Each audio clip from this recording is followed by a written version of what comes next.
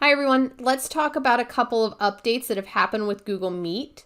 The first one I'm going to show you has to do with sharing your screen. So if I go down to present now, you'll notice you have a new option. And if any of these updates, just so you know, are not in your system right now, just know that they are coming and Google kind of does a gradual rollout. So they should be with you in the next couple of days or next week or so.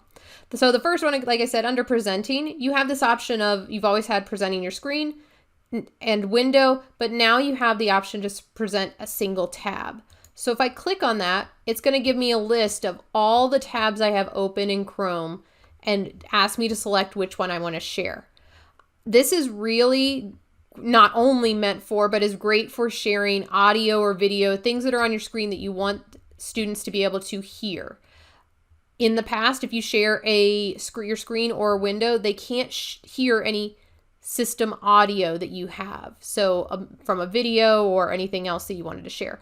So if I click on YouTube here and I have share audio selected and I click on share, you notice this bar comes up at the top that tells me I'm sharing this tab. I also see this blue rectangle that tells me this is a tab I'm sharing. If I go back to the Meet window, you'll see I can even control the audio here if I wanted to turn it on or off.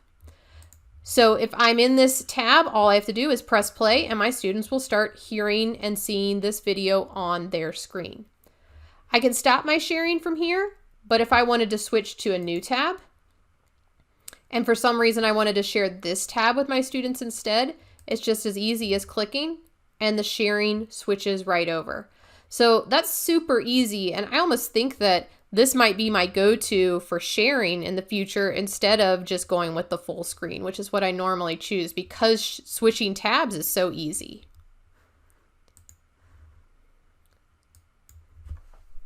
Now let's talk about an update that happened with the grid view extension. So I currently have my grid view off, but I'm going to go ahead and turn it on, and you can see I have a second computer set up in my same room. So imagine that this was more students. The item that I want to show you here, and I'm going to just turn it off real quick, is this enable screen capture mode.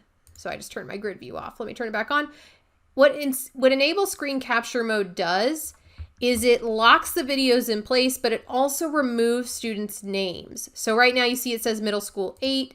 If I turn that on, notice now that here's that student view. Now the name is gone. So if you're planning on doing any screen capturing, whether that's to maybe post a picture on Twitter or promote something that you were doing with students, share out something you were doing, you want to make sure that you're keeping student privacy in mind. And so using that feature to turn off the names is a great way to do that.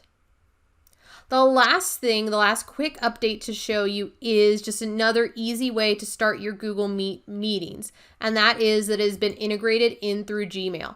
So again, this is brand new. It might pop up for you at some point when you navigate to Gmail. If you notice on the left side here, you have the option to start a meeting from right inside Gmail. You read an email and you're like, oh, we need to get together, we need to meet. Or you can join a meeting if somebody has shared information with you and you found out through email. But just another place to kind of save you some time, make it a quicker transition into Google Meet. So a couple of things there that you can now use to help run your meetings a little bit more smoothly.